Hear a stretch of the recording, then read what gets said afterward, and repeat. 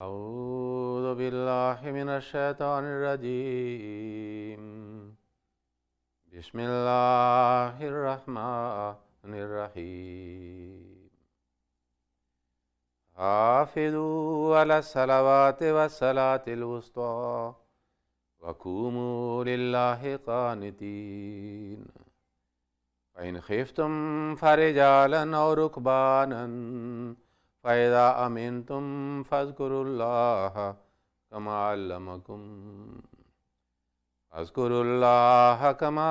علمكم ما لم تكونوا تعلمون. Assalamu alaikum wa rahmatullahi wa barakatuh. Hier, nous avions commencé, c'est-à-dire le sujet très important concernant le salat, et c'était comment se concentrer lors de la prière ou de salat quotidienne. Et nous avions appris, c'est-à-dire une méthode. La deuxième méthode, nous avions commencé. Le premier était que ablution est un des grands moyens, c'est-à-dire pour se concentrer. Et le deuxième était de se rendre à la mosquée pour faire la prière en congrégation. Et nous avions commencé et appris quelque chose. Je vais, c'est-à-dire, élaborer ce point aussi. Mais avant, je vais présenter la traduction de 12 versets de Saint-Coran de Surat al-Baqarah, versets 239 et 240. Dieu dit: observez rigoureusement les prières, et en particulier la prière du milieu. Et mettez-vous debout devant Allah avec soumission. Et si vous avez une crainte quelconque, alors priez en marchant ou sur vos montures. Mais une fois que vous êtes en sûreté, souvenez-vous d'Allah de la façon qu'il vous a enseigné et que vous ne saviez pas. Dans ces versets, Dieu a mentionné que l'homme doit essayer de protéger et préserver ses prières. Et comme le verbe qui est utilisé, il a un sens, c'est-à-dire de mutualité ou réciprocité. Cela signifie que si nous observons les prières et nous protégeons nos prières, les prières vont nous protéger aussi. Et la prière particulièrement mentionnée de milieu ne signifie pas souvent, comme on dit, c'est l'asr, mais ça signifie que la prière qui vient, c'est-à-dire au milieu de vos activités ou de vos intérêts. Et à ce moment-là, si vous sacrifiez et ignorez vos activités et vos affaires d'intérêt, alors à ce moment-là, cette prière devient la meilleure prière pour vous parce que vous avez fait des sacrifices. Alors, deuxième méthode que j'avais mentionnée, basée sur le livre de Hadrat Muslim Maud, deuxième calife du Messie premier, le souvenir d'Allah, c'était de se rendre à la mosquée pour faire la prière en congrégation, et aussi une méthode qui améliore la qualité de notre concentration pour la prière. Pourquoi? Nous avions appris que lorsqu'on voit quelqu'un, c'est-à-dire on se souvient des autres personnes qui sont liées à cette personne. Si on voit un lieu particulier ou on visite un lieu particulier, et nous savons ce lieu aussi, pour quel but ce lieu ou ce bâtiment a été réservé, alors cela nous rappelle aussi beaucoup d'autres choses qui sont attachées et liées à cette chose. Alors, comme la mosquée est faite, est construite, où le lieu où les gens prient sont réservés exclusivement pour adoration de Dieu, alors ainsi, en voyant que le matin, le soir, la journée ou la nuit, les gens se rendent là-bas pour faire la prière, alors la mosquée nous rappelle l'adoration de Dieu. Et ainsi, toute autre idée et pensée sont effacées. Et cette idée et cette pensée d'adoration de Dieu devient, c'est-à-dire principale, idée principale qui peut nous aider pour ignorer et faire disperser les autres idées. Par exemple, si nous allons vers un programme quelconque, si nous sommes là-bas, alors notre concentration est pour le programme. Si nous allons dans un stade quelconque, une fois nous sommes là-bas, nous savons très bien qu'il y a le sport, les gens vont jouer le football ou les autres jeux. Ainsi, nous sommes concentrés pour une autre chose en ignorant les autres idées. Alors c'est pour cela, se rendre à la mosquée et faire la prière en congrégation, c'est-à-dire nous aide pour améliorer notre concentration. Et le Saint-Prophète sallallahu alayhi wa sallam, à cause de cela, nous a conseillé de différentes manières pour nous rendre conscients qu'il est porte-bonheur et vous pouvez obtenir beaucoup de bénédictions lorsque vous vous rendez à la mosquée pour faire la prière en congrégation. Par exemple, nous trouvons qu'une fois le Saint-Prophète sallallahu alayhi wa sallam avait dit, rapporté par Hadrat Abu Huraira radiyallahu ta'ala anhu, il a dit que est-ce que je ne vous explique pas qu'est-ce que vous allez faire que vos péchés seront effacés par Dieu et puis Allah vous élèvera vos rangs. Alors ils lui ont demandé pourquoi pas. Alors à ce moment-là, le Saint-Prophète sallallahu alayhi wa sallam a dit que faites une bonne ablution malgré que les circonstances, c'est-à-dire sont à l'encontre. Par exemple, en hiver, par exemple, il devient un peu difficile avec l'eau, souvent l'eau est froide.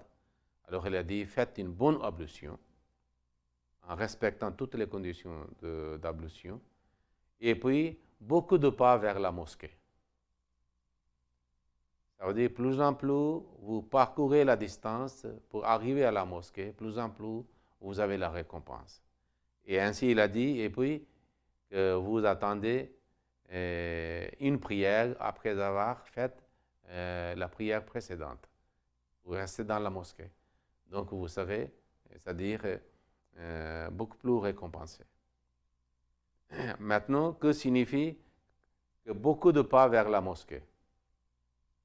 Parce que nous trouvons dans les autres hadiths, il dit que celui qui a fait ablution et puis il marche vers la maison d'Allah, ça veut dire où on fait la prière, pour faire la prière en congrégation dans la mosquée, il a dit que chaque pas,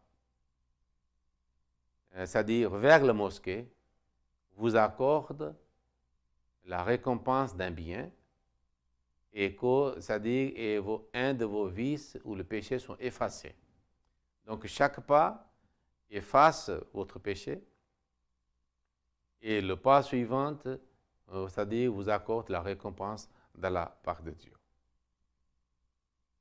C'est ainsi que le Saint-Prophète sallallahu alayhi wa sallam, qui avait certainement compris que venir dans la mosquée avec une telle intention, c'est-à-dire pour aider l'homme, pour se concentrer pour la prière. C'est pour cela qu'il a dit dans les autres paroles que lorsque quelqu'un fait la prière dans la mosquée en congrégation, alors il aura la récompense, c'est-à-dire plus de 27 fois par rapport à sa prière à la maison ou dans le marché. Et là-bas aussi, il a dit que chaque pas vers la mosquée lui accorde un rang élevé et aussi, c'est-à-dire efface le péché ou le vice que l'homme avait commis. Donc, on peut dire que rester dans la mosquée, puis après la prière, ce sont les anges qui font les prières pour cette personne. Et ils disent, et il sera considéré aussi dans la prière, s'il reste dans la mosquée, s'il toujours maintient son ablution, il ne fait pas aussi une bêtise quelconque. Et les anges prient pour lui, Allahumma aghfir lahu, oh Allah, pardonne-le. Allahumma tub alayhi, oh Allah, reviens vers lui avec ta grâce. Donc, ce sont des bénéfices et des bénédictions et des récompenses et la grâce divine pour celui qui marche vers la mosquée pour faire la prière. Alors, c'est pourquoi le Saint Prophète sallallahu alayhi wa sallam a dit, pour nous rendre conscients qu'aller dans la mosquée est porte bonheur et porte récompense. Alors, c'est pour cela, lorsque nous faisons comme nous avions appris, lorsque nous faisons quelque chose, tout en gardant dans notre esprit quels sont les bénéfices et les bénédictions de cet acte, alors nous pouvons amplement bénéficier, c'est-à-dire de cet acte d'adoration. Souvent, c'est-à-dire nous ignorons l'importance et les bénéfices et le bienfait et les bénédictions d'un acte. Nous le considérons comme quelque chose de rituel, quotidien, que nous faisons tout le temps. Et nous ignorons et oublions la récompense ou la bénédiction des dons. Mais lorsque nous faisons ça, que quelqu'un fait ablution chez lui, il marche vers la mosquée, avec cette idée que le Saint Prophète sallallahu alayhi wa sallam nous a dit qu'à chaque pas, un de mes péchés seront effacés, et à l'autre pas, c'est-à-dire un de mes rangs sera élevé auprès d'Allah. Certainement, nous mériterons cette récompense. Et lorsque quelqu'un marche vers la mosquée avec cette idée dans son esprit, cela aidera cette personne pour, c'est-à-dire améliorer sa concentration pour la mosquée. Parce que l'ambiance qu'il a créée avec cette idée dans son esprit, il est plongé dans la prière. Il est concentré, il est déjà lié, attaché avec son Dieu et avec sa prière et ses actes d'adoration. C'est pour cela il est possible que quelqu'un n'a pas de mosquée. Il est seul, un musulman seul dans un village ou dans une ville ou dans un quartier. Alors, pour lui, il est facile qu'il désigne et choisit un endroit de chez lui comme lieu de prière. Et dans cette chambre ou dans ce lieu, s'il a, il ne fait que la prière, ou la prière de Juma, ou la récitation de Saint-Courant, ou c'est-à-dire enseignement religieux avec sa famille, ou la prière en congrégation avec la famille, par exemple. Comme beaucoup d'Ahmadis, par la grâce d'Allah, maintenant, dans le temps de confinement, chaque maison Ahmadi est devenue comme une mosquée. Mais le Saint Prophète sallallahu alayhi wa sallam apprécie cela, que l'homme doit, un croyant doit réserver une place ou une chambre, s'il y a plusieurs chambres chez lui, seulement comme un lieu de la prière, et ça devient comme une mosquée. Et nous trouvons même les traces dans le hadith. Donc s'il n'a pas le mosquée dehors, il a ce lieu chez lui, alors au moment de la prière, il va vers cette chambre ou ce lieu, cet endroit, ainsi il est dans la prière. Cela aidera cette personne pour se concentrer mieux. Et puis il pourra aussi faire de bonnes prières. C'est pour ça que le Saint Prophète sallallahu alayhi wa sallam a dit que ne rendez pas vos maisons comme cimetières.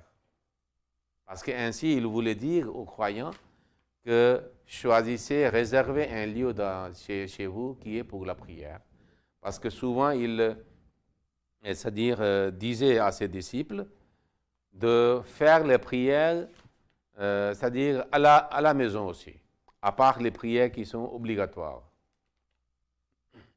Je vais vous citer certains hadiths, c'est-à-dire dans lesquels nous trouvons que le Saint Prophète sallallahu alayhi wa sallam avait conseillé ses disciples. Nous trouvons par exemple que Mahmoud bin Labid dit qu'une fois le Saint Prophète sallallahu alayhi wa sallam était venu dans notre quartier, il nous a dirigé la prière de Maghrib, et après que la prière est finie, il nous a dit Irka'u hatayn rak'atayn fi buyutikum. Il y a 2 prières de sunnat après le farz, alors allez chez vous et faites le salat de sunnat chez vous. Parce que la prière obligatoire, le farz, nous devons faire dans la mosquée, ou le centre de la prière. Mais les autres, si c'est possible, il faut faire chez vous. Ainsi, vous allez bénir votre maison aussi avec les actes d'adoration. Et puis, Zayd bin Sabit a aussi rapporté que le saint prophète sallallahu alayhi wa sallam avait dit qu'alaykum bis salati fi buyutikum. Vous devez offrir la prière, vous devez prier. C'est-à-dire ce qui n'est pas obligatoire, qui n'est pas farz, ça veut dire nafal ou le sunnat, fi buyutikum, dans votre maison, chez vous. Fa inna khayra salatil mar'i fi baytihi illa al-jama'at. Sauf la prière de farz qui est en congrégation, le meilleur salat est celle que vous faites chez vous. Ça veut dire les nawafil ou les sunnat. Et le saint prophète sallallahu alayhi wa sallam, nous savons très bien que toutes ces prières, il faisait chez lui, sauf la prière en congrégation, le farz de 5 prières. Alors ainsi, nous trouvons aussi que le compagnon du saint prophète sallallahu alayhi wa sallam avait envie de faire un lieu, désigner un lieu ou une chambre comme, c'est-à-dire le lieu de la prière. Nous trouvons dans les livres de hadith que Utban bin Malik radiyallahu ta'ala anhu, c'est-à-dire le tribut était très loin, le quartier loin de la mosquée, et des fois à cause de la pluie ou de tempête, c'était difficile pour lui parce qu'il y avait un pont à traverser. Alors il a eu cette idée qu'il a voulu réserver, c'est-à-dire une chambre ou un lieu, un endroit de sa maison pour faire comme une mosquée. Alors il a invité le saint prophète sallallahu alayhi wa sallam pour inaugurer ce lieu, cet endroit, comme la mosquée. Le saint prophète sallallahu alayhi wa sallam a bien vouloir accepter, c'est-à-dire cette invitation. Il s'est rendu chez lui et il a demandé où vous voulez que je fasse la prière pour la bénédiction et vous voulez le rendre comme une mosquée chez vous ou le lieu de la prière. Le saint prophète a fait 2 nafal là-bas. Et puis, il avait préparé aussi quelque chose pour offrir au saint prophète comme le repas. Et il a préparé ce repas aussi. Et il a offert, et le saint prophète avait accepté cette invitation aussi. Cela montre l'amour et affection de saint prophète avec ses compagnons. Et c'est pour cela, nous trouvons aussi que le Messie premier, chez lui, il avait fait aussi une petite chambre, Beit al-Dua. Et les Ahmadis doivent essayer de suivre cette sunnat du saint prophète sallallahu alayhi wa sallam et du Messie premier pour choisir un lieu, et ils font, c'est-à-dire particulièrement.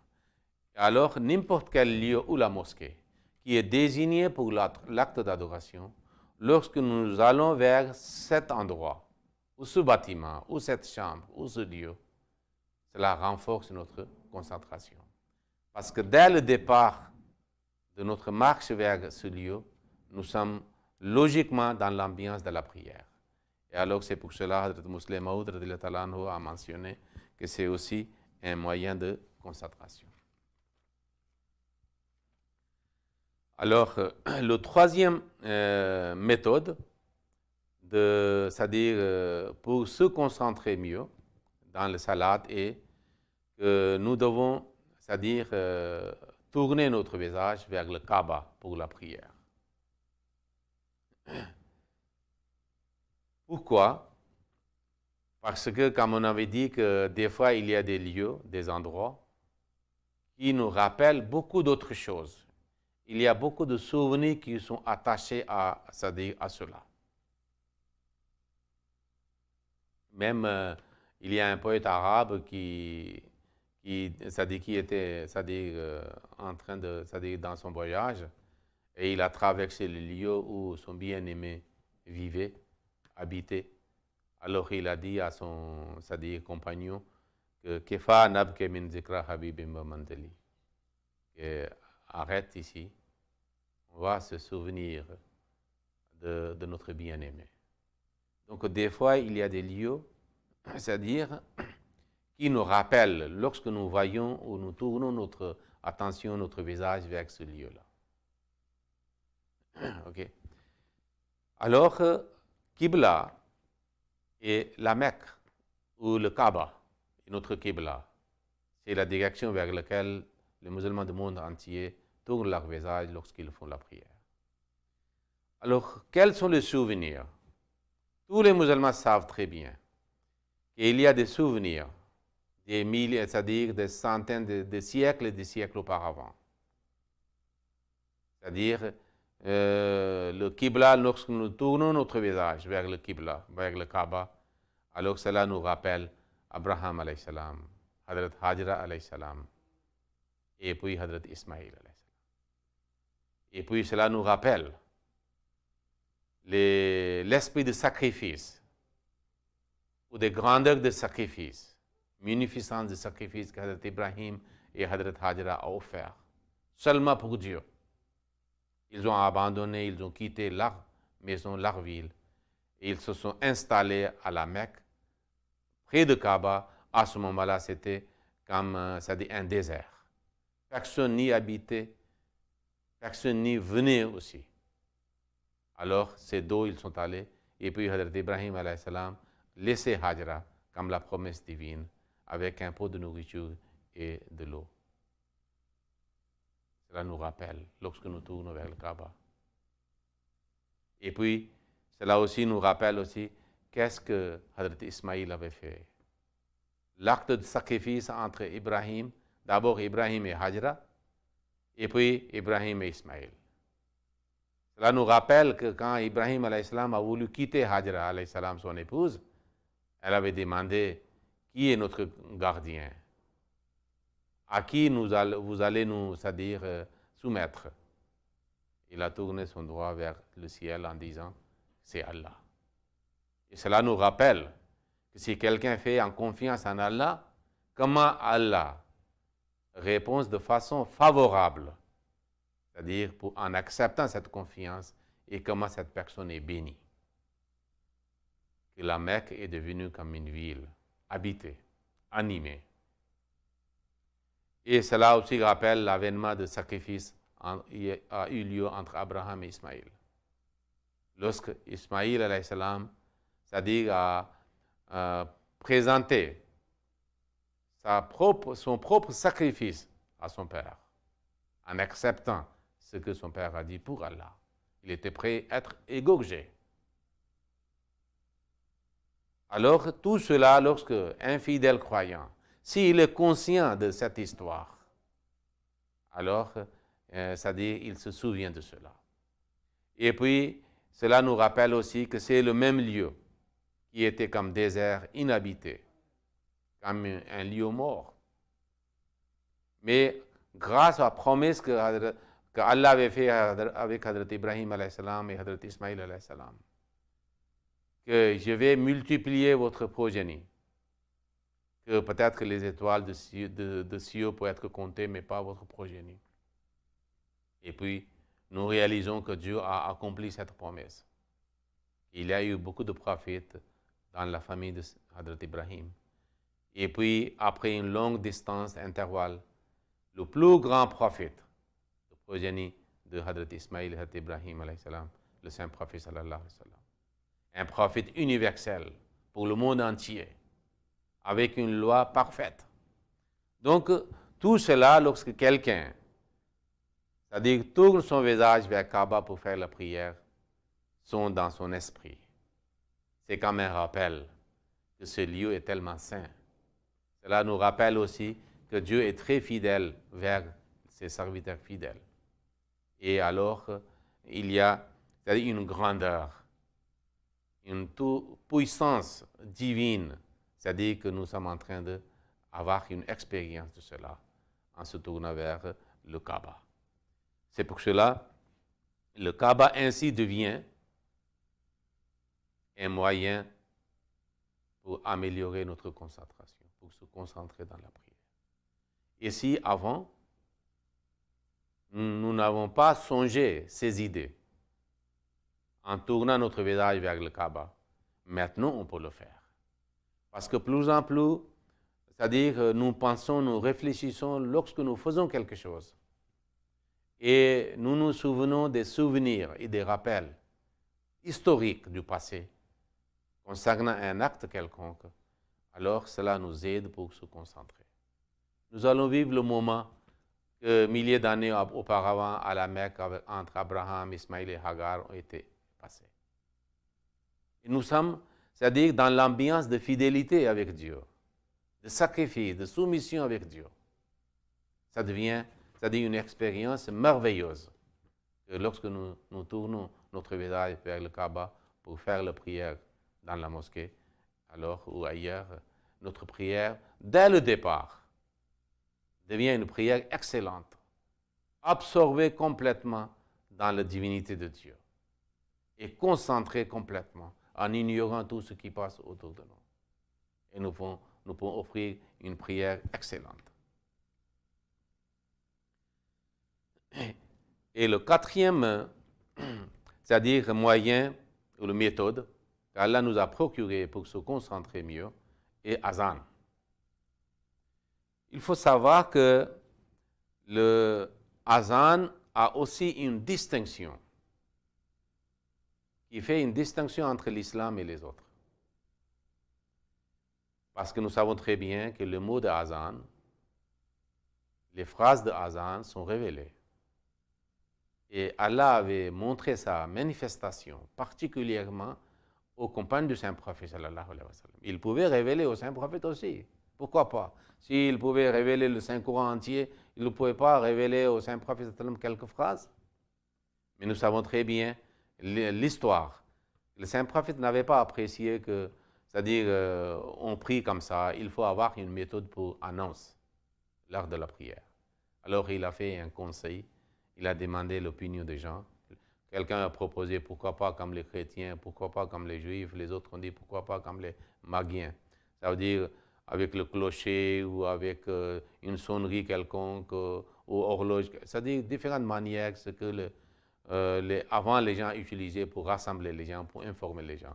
Mais les saints prophètes n'ont pas apprécié l'idée qu'on utilise un objet quelconque pour annoncer en frappant sur cela. Alors il a dit, réfléchissez, si vous avez une bonne idée, dites-moi. Alors un compagnon a eu dans le rêve que quelqu'un est en train de lui enseigner les mots de la azan. Il se dépêcha vers le Saint-Prophète. Hadrat Umar a eu aussi, c'est-à-dire un rêve similaire. Et le Saint-Prophète était très content.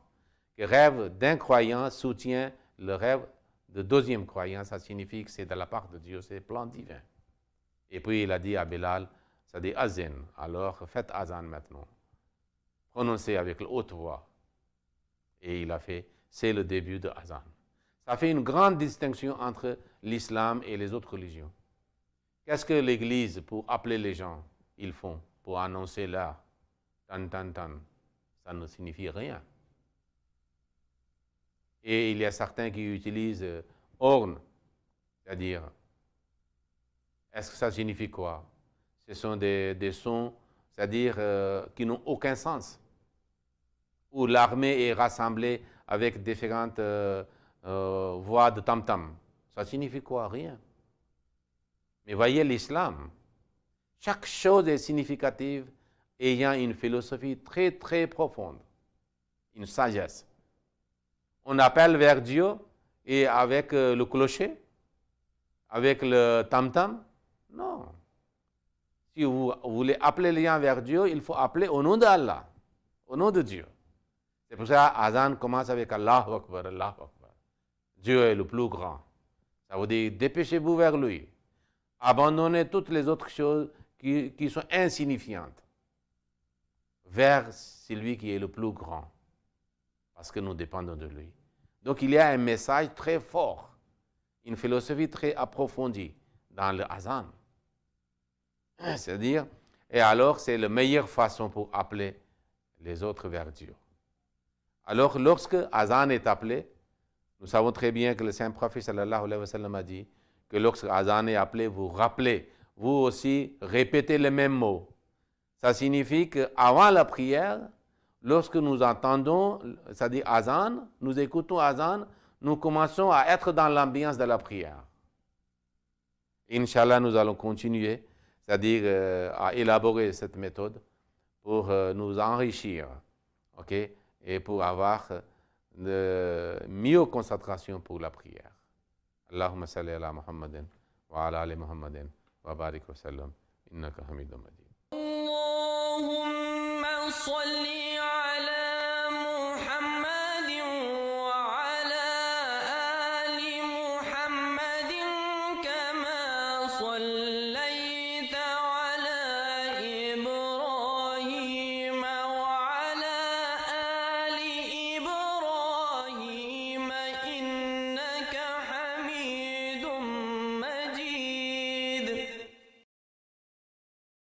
Allah